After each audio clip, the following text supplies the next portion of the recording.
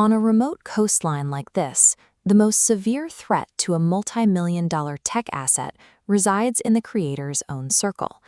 Digital walls are useless when the vulnerability is a human relationship. Karan was a freelance developer in Goa who built a proprietary AI tool designed to identify ultra-wealthy individuals in the luxury real estate market. The leads it generated were verified, lucrative, and highly sought after. This master repository is the engine of the operation, containing the core source code and proprietary scraping logic. To protect it, Karan utilized an air gap. By isolating the repository from external networks, he made it digitally impossible to breach. In Panaji, Karan's college friend Rahul was operating a real estate brokerage on the verge of collapse. Karan attempted to help by sharing a limited stream of verified leads. This infusion of high-value data saved the business and triggered an immediate period of growth.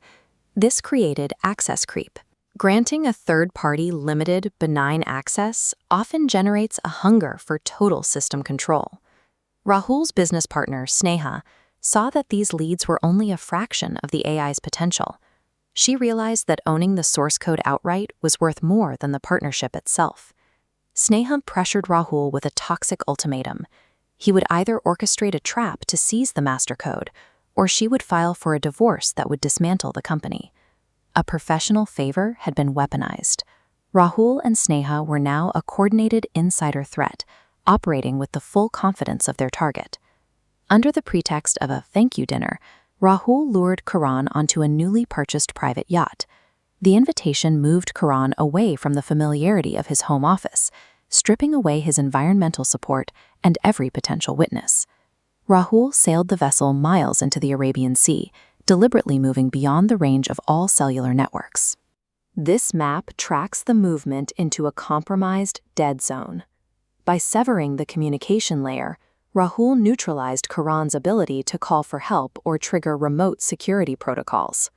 Sophisticated digital architecture cannot protect a system if the threat actor successfully corners the administrator in physical space. Miles from the safety of the shore, Rahul deliberately cut the engine. The yacht slowly drifted into complete silence. Rahul confessed the betrayal, explaining that his marriage and his business depended on Karan handing over the AI. He demanded that Karan log into his laptop and transfer the master repository immediately, or be left stranded in the open ocean. Karan was trapped in a hostage scenario, where his physical safety was now a bargaining chip for his intellectual property.